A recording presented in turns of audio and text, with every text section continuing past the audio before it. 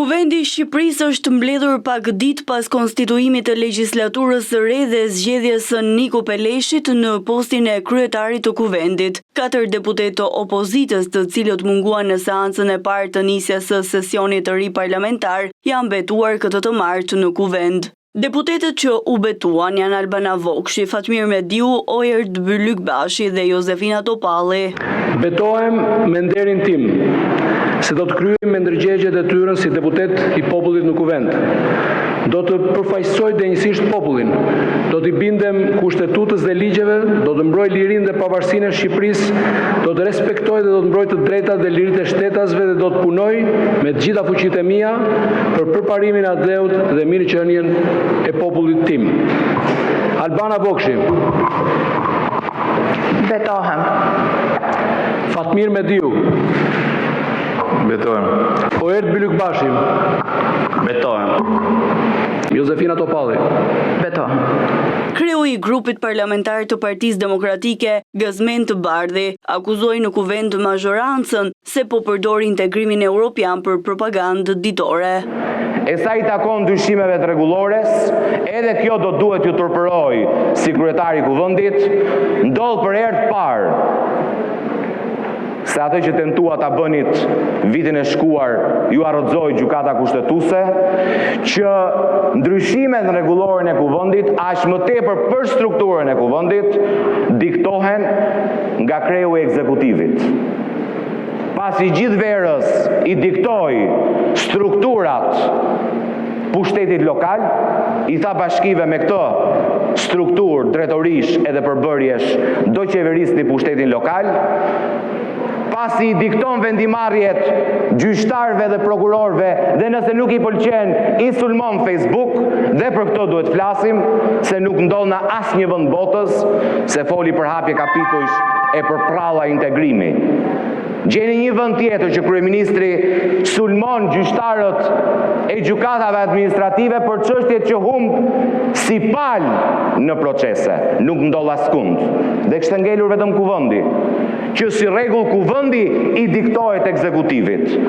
Ne po na diktohet ekzekutivi dhe na thot do bëjmë strukturën e parlamentit, një lloj do ta përshtasim me strukturën e Këshillit Ministrave.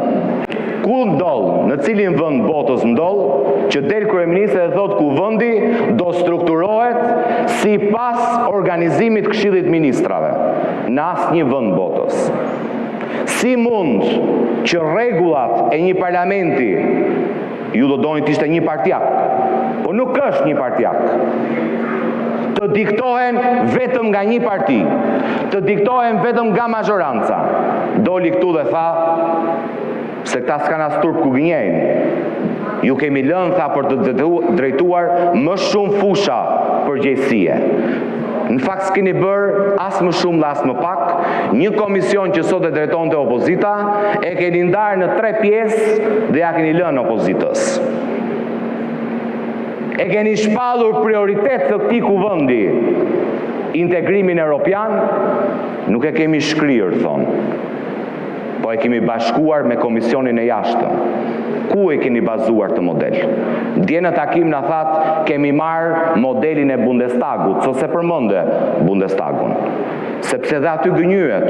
Kryetari i grupit parlamentar i Partisë Socialiste Taulant Balla ju përgjigj akuzave të opozitës, e cila pretendon se mazhoranca ka shkrirë komisionin e integrimit. Kjo mazhorancë do të propozojë në kuvend pas këtyre ndryshimeve rregullore, të cilat janë jetike për punën e përditshme të kuvendit, edhe çështje të tjera, përfshirë këtu dhe reformën zgjedhore që duhet ta fillojmë menjëherë, ku ndër shumë detyra shtëpie kemi edhe parashikimin në kodin zgjedhor të mënyrës së zgjedhjes së antarëve të Parlamentit Evropian. Nuk mund të vazhdonim në 2025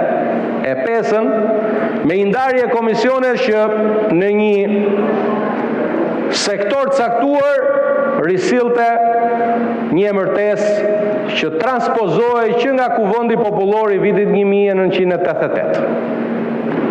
Jemi në vitin 2025, kjo mazhorancë, ky kryeministër Edi Rama, janë votuar nga populli shqiptar me shumicë si asnjëherë tjetër në zgjedhjen e 11 majit për të jetëzuar vizionin tonë Shqipëria 2030, antare e Bashkimit Evropian. Ku mendoj që dhe opozita pa dyshim ka rolin e vet të pazëvendësueshëm. Dëgjova që thatë që i kemi marrë opozitës komision, nuk i kemi marrë asnjë komision, përkundër se i kemi shtuar më shumë fusha përgjegjësie se sa kishit. Po ashtu, bardhi në fjalën e tij në kuvend, ironizoi kryetarin e ri të kuvendit, Niko Peleshi, duke thënë se e ka nisur punën me shkelje. Jam duke folur për procedurë, zoti kryetar, dhe prevalon kërkesa për procedurë, jepet më njëherë thot rregulloria e kuvendit, po ke kohë ta mësosh rregulloren. Dua të shpreh keqardhjen time që detyrën tuaj si kryetari i kuvendit të Shqipërisë e nisni në shkelje flagrante të rregullores së kuvendit. Keni thirrur sot seancë plenare me një rendite të njoftuar vetëm dje rreth orës 14. Pra në më pak se 24 orë, ndërkohë që pika 3 e nenit 27 fraksion 1 të detyron që të trasësh seancë plenare dhe të njoftosh rendin e ditës jo më vonë se 2 ditë përpara dhe si rregull 1 javë përpara thirrjes së seancës plenare. Dhe të nisësh detyrën më të lartë shtetërore pas presidentit të Republikës si kryetar i kuvendit në shkelje të rregullores kuvendit, në fakt do duhet ju turpëroj sepse jeni betuar për të respektuar kushtetutën, për të respektuar rregulloren. Prandaj zoti kryetar, ju t'i kërkoni ndjesë deputetëve për shkeljen e rregullores dhe në emër të grupit parlamentar të Partisë Demokratike ju kërkoj t'i qëndroni strikt detyrës tuaj si kryetari i kuvendit të mos bëheni vartës i njërit apo tjetrit, por t'i qëndroni atyre detyrimeve që përcakton rregulloria e kuvendit. Parlamenti ka zyrtarizuar përbërjet e reja të Këshillit për Rregulloren, mandatet dhe imunitetet, si dhe të Këshillit të Legjislacionit, dy struktura kyçe në funksionimin e brendshëm institucional. Në Këshillin e Imunitetit, përveç kryetarit të kuvendit, do të jenë edhe krerët e grupeve të Partisë Socialiste e Partisë Demokratike. Këshilli i Legjislacionit u mblodh për të miratuar projekt vendimin për komisionet parlamentare, ku nga 11, 7 do t'i drejtojë mazhoranca dhe 4 opozita.